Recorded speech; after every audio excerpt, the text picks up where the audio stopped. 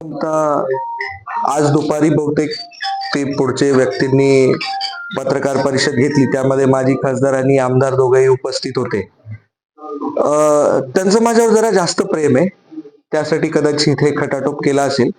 पण त्या प्रेमापोटी ते एक गोष्ट विसरलेत का आमच्या घरामध्ये 2 महिन्याखाली 3 महिन्याखाली एक दुःखद घटना घडली.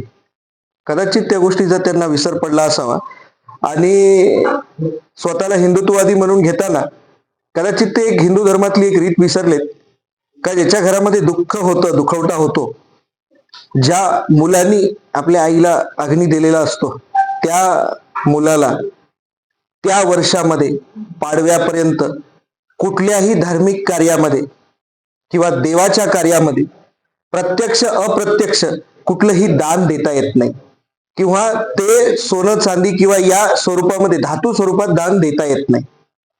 आणि माझी आई त्याच वेळेला नेमकी वारलेली होती ज्या वेळेला हे चांदी त्या ठिकाणी द्यायचं होतं.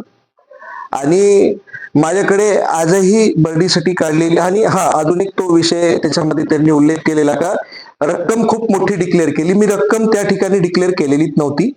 आपण आजही महंत महाराजांना विचारू शकता. मी त्या ठिकाणी बोललो होतो की माझ्याकडे चांदी आहे, ती 1 किलो चांदी, धातू स्वरूपातली चांदी मी तिथे दान करणार होतो आणि ती आजही माझ्याकडे आहे. ज्या दिवशी मी या सुतकातून माझ्या आईच्या ऋणातून मुक्त होईल त्यावेळेला मी स्वतः माझ्या सर्व परिवाराला घेऊन जाऊन त्या ठिकाणी ते दान करणार आहे.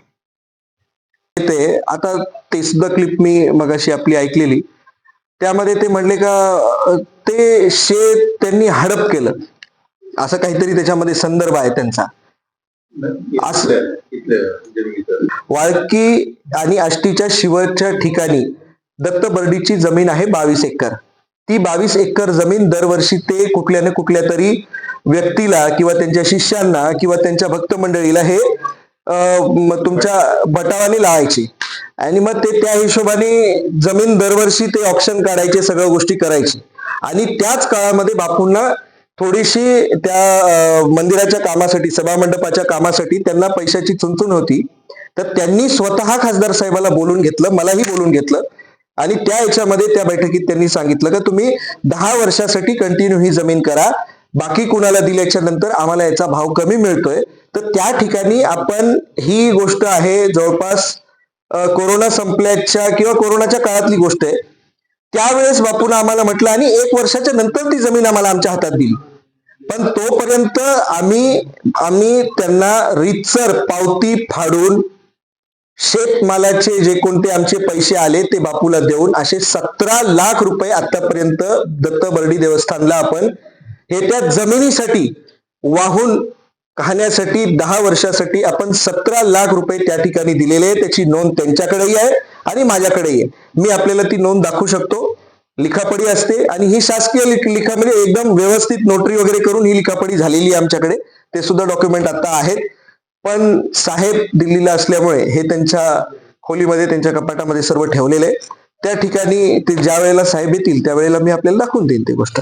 खरं तर त्या विषयावर बोलताना एक गोष्ट आवर्जून सांगेन का माझे वडील म्हणून किंवा हिंगोली लोकसभेचे खासदार म्हणून आणि मी त्यांचा मुलगा म्हणून किंवा आम्ही इथं बसलेले सर्व कार्यकर्ते म्हणून आम्हाला साहेबावर पूर्णपणे विश्वास आहे.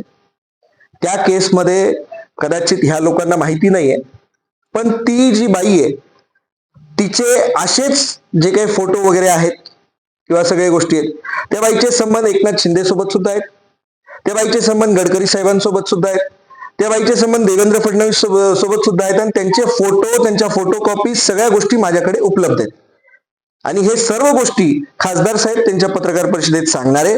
मी आज या माध्यमातून फक्त सांगू इच्छितो, निष्पाप लोकांवर चिक्कल उडवण्याचा हा प्रयत्न आहे आणि असल्या बेचव खटाटोपाला आम्ही तीव्र शब्दामध्ये या गोष्टीचा निषेधच करतो. असाही त्या ठिकाणी उल्लेख केलेला का आजवर कुठल्याच देवस्थानाला यांनी काहीच दिलं नाही, बरोबर ना, आष्टीचा कळसही चढवला नाही वगैरे.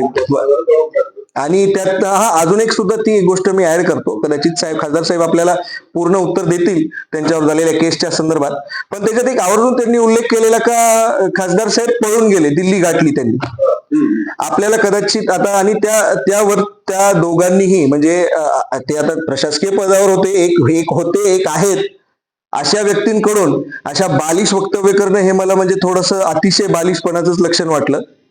ते एका प्रशासकीय पदावर आहेत आणि देशाबद्दल त्यांनी सांगत होते का हे देशाचा मुद्दा आहे आणि देशाच्या सिक्युरिटीचा मुद्दा आहे, असेलही त्यांच्या याच्यामध्ये. मग त्या प्रशासकीय पदावर असलेल्या व्यक्तींना हे माहीत असू नये का 1 तारखेपासून अधिवेशन सुरू झालं होतं पार्लमेंटचं आणि ते अधिवेशनाच्या दुसऱ्या दिवशी म्हणजे 2 तारखेला आपल्या इथलं नगरपालिकेचं मतदान होतं. ते मतदान करून सर्व कार्यकर्त्यांशी भेटून सर्वांशी हितगुज साधून साहेब दुपारी 4 वाजता ह्या ठिकाणून निघाले. त्याच्यानंतर ते फ्लाईटमध्ये असताना हे सर्व आरोप प्रत्यारोप ही सगळी प्रक्रिया घडली आणि त्याचं उत्तर त्यांनी दिल्लीला गेल्याबरोबर ताबडतोब त्या ठिकाणी दिलं. त्या उत्तराशी संतुष्ट सर्व पत्रकार तिथले झालेले. त्यानंतर